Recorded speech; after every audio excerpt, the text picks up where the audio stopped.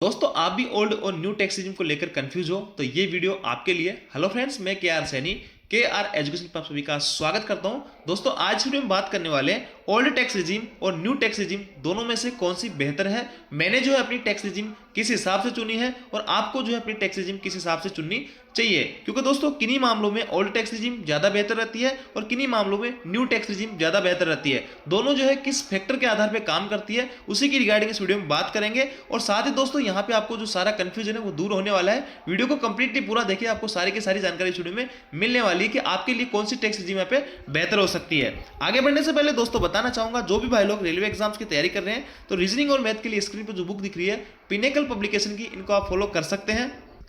इन दोनों बुक में खास बात है कि यहाँ पे आपको डे बाय डे टारगेट मिलने वाला है और अगर आप day by day target follow करते हो तो 90 दिन के अंदर दोनों बुक को आप कवर कर सकते हो। जैसे कि मैथमेटिक्स वाली बुक का इंडेक्स मैं आपको दिखाता हूँ। सबसे पहले आपको जैसे कि नंबर सिस्टम जो है कंसेप्ट, उसके कंसेप्ट क्लियर कराए जाएंगे, इससे रिलेटेड क्वेश्चन यहाँ पे बताए जाएंगे। इसके आगे सारे के सारे रेलवे के पीओक्यू आपको दिए जाएंगे जो कि नंबर सिस्टम के क्वेश्चन आए हैं और यहाँ पे आपको डे बाय डे टारगेट यहाँ पे दिया है। इधर नंबर ऑफ क्वेश्चन है तो डे बाय डे टारगेट अगर आप फॉलो करते हो तो 90 दिन के अंदर दोनों बुक जो है आपकी कंप्लीट यहाँ पे हो जाती है। इसके अलावा साइंस के लिए भी ऐसी बुक है, पिनेकल पब्लिकेशन की है और इसमें 5300 प्लस जो है टीसीएस एमसीक्यू है विद डिटेल एक्सप्लेनेशन। तो इन सभी बुक को प्रिफर करके आप रेलवे एग्जाम्स की तैयारी बेहतर बना सकते हैं। ऑनलाइन ऑफलाइन किसी माध्यम से बाय कर सकते हैं। इनका लिंक जो आपको डिस्क्रिप्शन में मिल जाएगा। दोस्तों ओल्ड टैक्स रिजिम चुने या फिर न्यू टैक्स रिजिम चुने, उससे पहले अपन थोड़ा सा देखते हैं कि आखिर इनकम टैक्स लगता कैसे है, कैसे जो है यहाँ पे स्लैब में इनकम टैक्स सारा कैलकुलेट होता है, किस हिसाब से जो है अपने को रिबेट मिलती है, क्या कुछ है, इसको थोड़ा सा समझते हैं ओल्ड और न्यू के अंदर। तो देखिए दोस्तों यहाँ पे टैक्स स्लैब आपको ओल्ड टैक्स रिजिम की दिख रही है और इधर जो है न्यू टैक्स रिजिम की दिख रही है।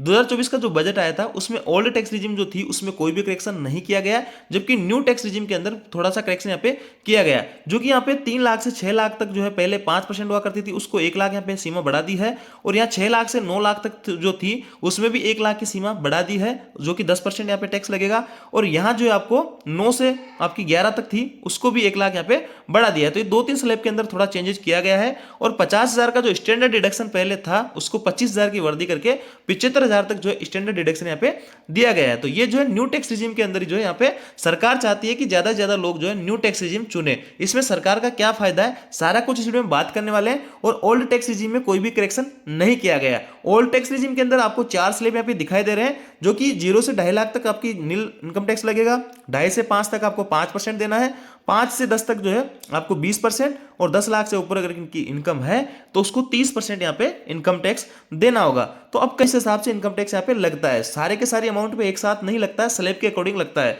अब मान लेते हैं किसी भाई का जो है 13 लाख रुपए जो है यहाँ पे ग्रोस टैक्सेबल इनकम बन रही है आफ्टर सारे डिडक्शन होने के बाद में। तो देखिए 0 से 2.5 तक जो है उसको नील हो जाएगा, 2.5 से 5 तक उसको 5% यानी 12,000 के करीब 12,500 के करीब लगेगा।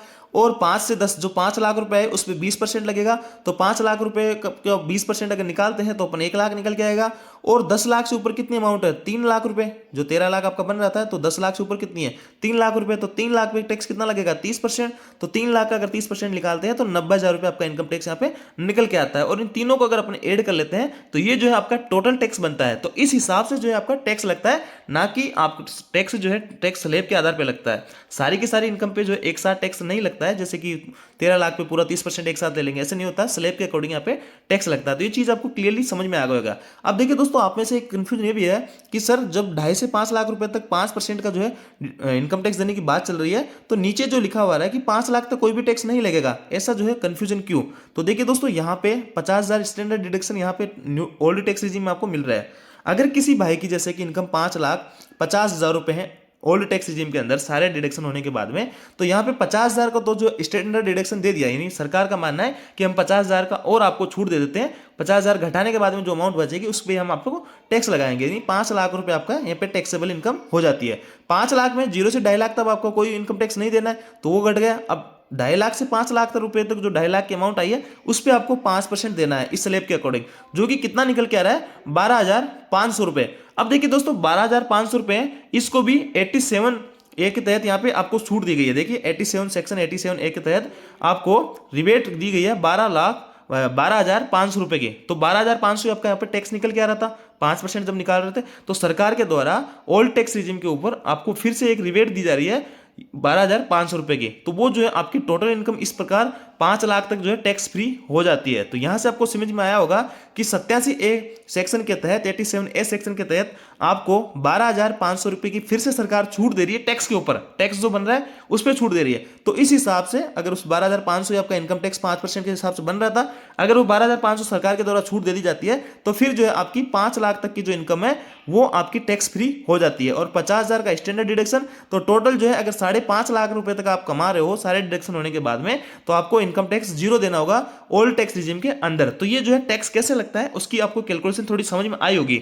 अब देखिए न्यू टैक्स रिजीम में क्या है, आपको 7.75 यानी 7,75,000 तक कोई भी टैक्स नहीं देना है। अब किसी भाई की जैसे कि 7,75,000 रुपए इनकम है तो उसको 75,000 का स्टैंडर्ड डिडक्शन यहाँ पे न्यू टैक्स रिजीम में आपको मिलने वाला है। 7 लाख रुपए के ऊपर आपका इनकम टैक्स यहाँ पे लगेगा। तो देखिए 0 से 3 लाख तक आपका नील रहेगा, 3 से 7 तक यानी 4 लाख के ऊपर आपका 5% लगेगा। 5% अगर निकालते हैं तो यह आपका यहाँ पे 7.75 का निकालते हैं तो यहां से आपको 20-25 हजार के करीब आपका निकल के आता है। और इसमें भी 87A के तहत आपको देखिए यहाँ पे सारा कुछ लिखा हुआ है, 25,000 रुपए का जो है रिबेट दी जा रही है। तो वही है 7 लाख रुपए का आपका जो 25,000 रुपए इनकम टैक्स निकल के आ रहा था 5% के हिसाब से, वो सरकार के द्वारा छूट दे दी गई। तो इस हिसाब से 7.75 लाख तक जो है इसमें आपको एकदम टैक्स फ्री रहने वाले हैं। तो ये चीज आपको क्लियरली समझ में आ गया कि आखिर टैक्स यहाँ पे लगते किस हिसाब से है।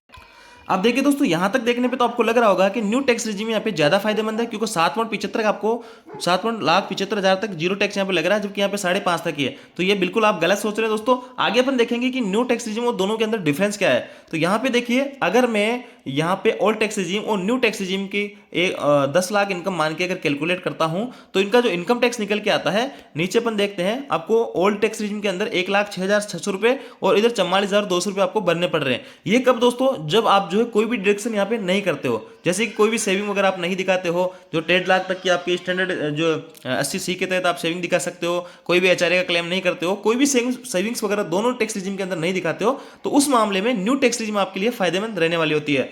और दोस्तों जो छूट मिलती है टैक्स रिबेट वगैरह के अंदर, जैसे कि आपने HRA दिखा दिया, आपने होम लोन का दिखा दिया, आपने जो है 80C के तहत दिखा दिया, आपने दान वगैरह दिखा दिया, मेडिकल क्लेम दिखा दिया, तो ये सारे कुछ डिडक्शन जो है आपको ओल्ड टैक्स रिजीम के अंदर ही मिलते हैं, न्यू टैक्स रिजीम के अंदर नहीं मिलते हैं। और अगर आप कोई भी सेविंग वगैरह नहीं कर रहे हो, कोई भी डिडक्शन आप नहीं दिखा रहे हो, तो उस केस में सभी के लिए न्यू टैक्स रिजीम फायदेमंद रहने वाली है, क्योंकि दोस्तों न्यू टैक्स रिजीम के अंदर आपको जो है टैक्स यहाँ पे ज्यादा फायदा यहाँ पे मिलने वाला होता है। अब देखिए दोस्तों ये जो डिडक्शन है, जैसे कि स्टैंडर्ड डिडक्शन आपका 50,000 का है ओल्ड टैक्स रिजीम के अंदर और 75 जो है आपका न्यू टैक्स रिजीम के अंदर है। और सेक्शन 80C के तहत जो है आप 1.5 लाख तक की सेविंग दिखा सकते हैं, ये आप जो है ओल्ड टैक्स रिजीम के अंदर दिखा सकते हो। न्यू के अंदर ये सब प्रावधान नहीं है, न्यू के अंदर आपको डिडक्शन में ज्यादा फायदा नहीं दिया गया है। और 80D के तहत आप मेडिकल क्लेम वगैरह भी 50,000 तक दिखा सकते हो, ये भी आप जो ओल्ड में दिखा सकते हो। ये भी आप जो है कोई दान वगैरह करते हो तो उसमें आप दिखा सकते हो। और HRA का जो है, जैसे कि आप HRA कहीं मकान लेके रह रहे हो किराए पे, तो वो जो है आप 1 लाख रुपए तक डिडक्शन दिखा सकते हो। और ये आप जो है 2 लाख रुपए तक होम लोन अगर आपके चल रहा है उसका इंटरेस्ट है, तो ऐसे में टोटल जो है 6 लाख तक जो है आप अपना डिडक्शन दिखा सकते हो ओल्ड टैक्स रिजीम में। अब मान लो किसी भाई की जो है आपकी 15 लाख रुपए मंथ इनकम है सालाना और 6 लाख रुपए तक अगर डिडक्शन दिखा देता है, तो ओल्ड टैक्स रिजीम में उसके जो है 9 लाख के ऊपर ही यहाँ पे टैक्स लगेगा, जो भी स्लैब वगैरह उसके अकॉर्डिंग। और अगर कोई न्यू टैक्स रिजीम के अंदर है तो उसको पूरे 15 लाख के ऊपर उसका टैक्स लगेगा। तो ये जो है मेजर यहाँ पे डिफरेंस है। ये जो डिडक्शन का फायदा दिया जाएगा ये ओनली ओल्ड टैक्स रिजीम के अंदर दिया जाएगा, न्यू टैक्स रिजीम के अंदर आपको ये फायदा नहीं मिलने वाला है। लेकिन दोस्तों दूसरा फैक्टर ये भी निकल के आता है कि यहाँ पे आपको डिडक्शन लेने के लिए पहले आपको सेविंग दिखानी होगी, जैसे PPF वगैरह में आपको यहाँ पे 1.5 लाख तक की सेविंग दिखानी होगी। और उसके अलावा आप जो है मेडिकल क्लेम है, आपको HRA वगैरह में सारी कुछ चीज़ें आपको क्लेम दिखाने पड़ेंगे, उसके लिए होम लोन आपको लेना पड़ेगा। तो ये सारे झंझट यहाँ पे आपको पालने पड़ेंगे, जब जाके आप ओल्ड जो टैक्स रिजीम है उसमें आप फायदा ले सकते हो। जबकि न्यू टैक्स रिजीम में आपको ऐसे कोई भी डिडक्शन दिखाने की आवश्यकता नहीं है, फिर भी आपका जो है टैक्स यहाँ पे ज़्यादा नहीं लगता है। तो अगर कोई भाई चाहता है कि मैं यहाँ पे PPF वगैरह में अपना पैसा ब्लॉक नहीं करता हूँ, या फिर जो होम लोन वगैरह है, ये HRA वाले हैं, ये मेडिकल क्लेम वगैरह ये सारी कुछ चीजें नहीं करना है, तो आप जो है आपके लिए न्यू टैक्स रिजीम यहाँ पे फायदेमंद रहने वाली है। जैसे कि मैं जो है यहाँ पे न्यू टैक्स रिजीम यहाँ पे चुनूंगा, क्योंकि मैं जो यहाँ पे PPF वगैरह पे 1.5 लाख की जो सेविंग वगैरह है, ऐसा कोई भी सेविंग वगैरह नहीं कर रहा हूँ। तो मेरे को जो है, हालांकि दोस्तों इन्वेस्टमेंट करना चाहिए, तो आप यहाँ पे PPF की जगह आप किसी भी स्टॉक वगैरह में है, म्यूचुअल फंड वगैरह में, वहां पे आप निवेश कर सकते हैं, ऐसा जरूरी नहीं है। जबकि इसमें आपको PPF वगैरह में जो निर्धारित चीजें हैं वहीं पे आपको ये पैसा आपका ब्लॉक होने वाला है। 1.5 लाख तक की सेविंग आपको दिखानी पड़ेगी, जब जाके ओल्ड टैक्स रिजीम में आप छूट ले सकते हो। तो ऐसे में अगर कोई भाई यहाँ पे ये पैसा वगैरह ब्लॉक नहीं करना चाहे तो उसके लिए न्यू टैक्स रेजिम यहाँ पे काफी फायदेमंद रहने वाली होती है। दोस्तों इस एक्सेल सीट के माध्यम से समझते हैं कि ओल्ड और न्यू टैक्स रेजिम दोनों में से कौन सी टैक्स रेजिम फायदेमंद रहने वाली है, दोनों में से कौन सी बेटर यहाँ पे रहने वाली है। देखिए जिसकी भाई की इनकम 0 से 2.5 लाख रुपए तक है तो उसको यहाँ पे ओल्ड टैक्स रेजिम के अंदर 2,40,000 की ग्रोस सैलरी बनी, 50,000 का स्टैंडर्ड डिडक्शन दिया गया, एक्स्ट्रा डिडक्शन मान लेते हैं उसके कुछ है नहीं, तो यहाँ पे 1,90,000 उसकी जो है टैक्सेबल इनकम बनी और 5 लाख से नीचे इसलिए यहाँ पे 0 बनी। तो ऐसे में यहाँ तक जो है इसकी इनकम जो है 5 लाख से नीचे तक बन के आ रही है, ओल्ड टैक्स रेजिम में 5 लाख तक छूट है, तो यहाँ पे उसका 0 जो है यहाँ पे निकल के आ रहा है नेट टैक्स। आगे इधर बात करते हैं दोस्तों आपकी 7 से 10 लाख तक। ये 7 से 10 लाख तक अगर अपन बात करते हैं तो 7 से 10 लाख तक अगर किसी की इनकम है तो 8,50,000 रुपये मान लेते हैं उसकी इनकम है, और 50,000 स्टैंडर्ड डिडक्शन ओल्ड टैक्स के जिम्मे हो गया। 2.5 लाख रुपए जो है उसने कहीं पे भी जो है सेविंग दिखा दी पीपीएफ वगैरह में, या फिर जो है होम लोन का इंटरेस्ट दिखा दिया, कहीं भी म्यूचुअल फंड वगैरह में, टैक्सेबल फंड में कहीं भी उन्होंने दिखा के इतने सारे डिडक्शन यहाँ पे उन्होंने दिखा दिए। टैक्सेबल इनकी नेट टैक्सेबल इनकम बनी है 5,50,000 रुपये और इस पर टैक्स निकल के आ रहा है टैक्स स्लैब के अकॉर्डिंग 22,500 रुपये। अब इसी इनकम के ऊपर 8,50,000 के ऊपर ही अगर मैं न्यू टैक्स रेजिम कैलकुलेट करता हूँ तो 75,000 का डिडक्शन मिलता है। एनपीएस डिडक्शन वगैरह होने के बाद में यहाँ पे देखिए नेट टैक्सेबल इनकम जो है 7,75,000 रुपये आपकी बन रही है, और यहाँ पे टैक्स जो लग रहा है 27,500 रुपये लग रहा है। तो इस केस में ओल्ड टैक्स रेजिम आपको फायदेमंद देगी। यहाँ पे देखिए यहाँ पे 22 लग रहा था, 27 लग रहा है, 4-5 हज़ार का डिफरेंस आएगा। और ये कब आएगा? जब आप यहाँ पे 2.5 लाख तक की जो है आपको सेविंग दिखानी पड़ेगी, आपका पैसा यहाँ पे ब्लॉक करना पड़ेगा, पीपीएफ है कहीं पे भी आपको सेविंग वगैरह दिखानी पड़ेगी, जबकि इसमें बिना सेविंग की आपका जो है 27,000 के करीब आपको टैक्स यहाँ पे दिखा रहा है। अब आगे अगर बात करते हैं 10 से 12 लाख जो है किसी की इनकम है, मान लेते हैं 11 लाख किसी की इनकम है, 50,000 स्टैंडर्ड डिडक्शन में ओल्ड टैक्स रेजिम में सारे कुछ डिडक्शन होने के बाद में देखिए 3 लाख का और अतिरिक्त डिडक्शन इन्होंने बता दिया, 80C है, 80D है, अलग अलग सेक्शन के अंदर जो डिडक्शन दिखाने के बाद में इनकी टैक्सेबल इनकम 7,50,000 रुपये बन रही है। तो इनका जो टैक्स बन रहा है 62,500 रुपये बन रहा है। यहाँ पे न्यू टैक्स रेजिम के अंदर देखते हैं तो यहाँ पे 75,000 तक जो है आपको जो स्टैंडर्ड डिडक्शन दिया जाता है, 10,25,000 रुपये आपका जो है यहाँ पे नेट टैक्सेबल इनकम बनी, और सारे स्लैब लगाने के बाद में 53,000 आपका जो टैक्स यहाँ पे निकल के आ रहा है। तो इस मामले में आपकी न्यू टैक्स रेजिम ज्यादा फायदेमंद है। तो ओवरऑल आप देखोगे इधर कि आपको बहुत सारे सेविंग यहाँ पे दिखानी पड़ेगी, तब ताकि आपका जो है यहाँ पे टैक्स जो इतना कम बन के आएगा। लेकिन यहाँ पे आपको कोई भी सेविंग नहीं दिखानी, फिर भी आपका ओल्ड टैक्स रेजिम से यहाँ पे बढ़िया टैक्स आपको यानी कम टैक्स आपको यहाँ पे पे करना पड़ेगा। तो मेरे हिसाब से न्यू टैक्स रेजिम काफी फायदेमंद होने वाली है। जो भाई लोग यहाँ पे सेविंग वगैरह नहीं दिखा सकते हैं, होम लोन वगैरह है, एचआरए वगैरह ये सब चीजें नहीं दिखा सकते हैं, उनके लिए न्यू टैक्स रेजिम काफी फायदेमंद है। और अगर आप दिखा भी पाते हो, जैसे कि इतनी जो है यहाँ पे 3 लाख का, 3.5 लाख का, 4.5 लाख का, जो कि बहुत ही मुश्किल से आप दिखा सकते हो इतनी सेविंग, तो फिर भी जो है यहाँ पे न्यू टैक्स रेजिम ज्यादा फायदेमंद दिख रही है। ये सारे कुछ डिडक्शन जो है आपको ओल्ड टैक्स रेजिम में मिलेंगे, न्यू टैक्स रेजिम में आपको ये सारे डिडक्शन नहीं मिलेंगे। यहाँ पे आपको ये एनपीएस का जो कॉन्ट्रीब्यूशन है एम्प्लॉय के द्वारा जो दिया जाता है 14% बेसिक और दिएगा, उसमें ही आपको छूट मिलेगी। बाकी जो है जनरली सारे के सारे जो डिडक्शन है यहाँ पे ओल्ड टैक्स रेजिम में मिलेंगे। तो यहाँ पे दोनों में कंपेरिजन करके देखा अपन ने कि न्यू टैक्स रेजिम जो है ओवरऑल ज्यादा बेटर मेरे को यहाँ पे नजर आ रही है। और अभी जो है एक रिपोर्ट के माध्यम से तो 2/3 लोगों ने यहाँ पे न्यू टैक्स रेजिम से जो है टैक्स भरा था पिछली बार आईटीआर, और इस बार जो है 90% तक लोग जो है न्यू टैक्स रेजिम को यहाँ पे चुनने वाले हैं। उसका कारण मैंने आपको बता भी दिया। अब एक डाउट निकल के आता है कि इसको जो है कैसे अपन स्विच कर सकते हैं, क्या हम हमेशा अलग अलग जो है टैक्स रेजिम में भर सकते हैं आईटीआर? तो बिल्कुल दोस्तों, अगर आप जो है सैलरी पेड हो, जैसे कोई गवर्नमेंट एम्प्लॉय होगा, सैलरी पेड एम्प्लॉय हो, तो आप जो है कभी भी इसको स्विच कर सकते हैं। जनरली ये बाय डिफॉल्ट जो है आपका न्यू टैक्स रेजिम में उठाएगा। अगर आप ओल्ड टैक्स रेजिम में भरना चाहते हो आईटीआर तो आपको ओल्ड टैक्स रेजिम वाला ऑप्शन चुनना पड़ेगा, अन्यथा ये न्यू टैक्स रेजिम वाला जो ऑटोमेटिक लेकर रखता है। और बिजनेस वगैरह इनकम है आपके कोई भी, तो आप जो है एक बार इसको स्विच कर सकते हो, बार बार स्विच आप नहीं कर सकते हो। ओल्ड से न्यू में जा रहे हो तो न्यू में रहोगे, न्यू से ओल्ड में आ रहे हो तो ओल्ड में ही रहोगे, बार बार चेंज नहीं कर सकते हो। जबकि सैलरी पेड वाले जो है इसको बार बार चेंज कर सकते हैं। तो यहाँ पे बाकी इसका जो है दोनों में और जो है डिफरेंस मैं आपको दिखा देता हूँ कि किस में जो है किस मामले में ज्यादा फायदेमंद रहती है, किस में डिडक्शन आपको ज्यादा दिखा सकते हैं। अब देखिए दोस्तों, टैक्स में डिडक्शन को लेकर सेना की तरफ से एक एडवाइजरी जारी की गई है। इसमें सारा कुछ चीजें समझाई गई है कि न्यू टैक्स रेजिम के अंदर कौन कौन सी चीजों में आप जो है डिडक्शन ले सकते हो। तो देखिए यहाँ पे हाई टैक्स रिबेट है, स्टैंडर्ड टैक्स स्लैब है, सैलरी इनकम है, फैमिली पेंशन है, reduce surcharge for high net worth individually है, हायर लेवल इनकेसमेंट है। ओल्ड टैक्स रेजिम के अंदर आपको ये सारी चीजें मिलने वाली है।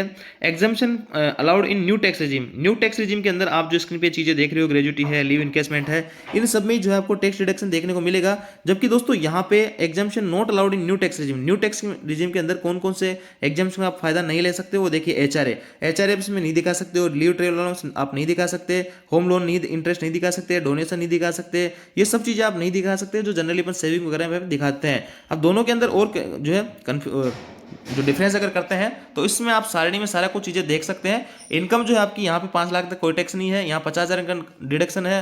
स्टैंडर्ड डिडक्शन यहाँ 75,000 का है, इसमें 5.5 तक कोई टैक्स नहीं है, इसमें 7.75 कोई टैक्स नहीं है।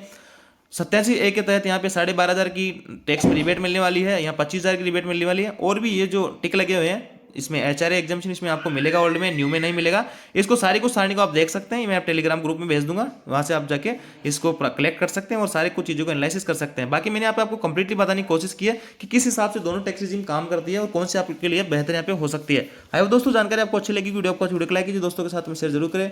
Thank you.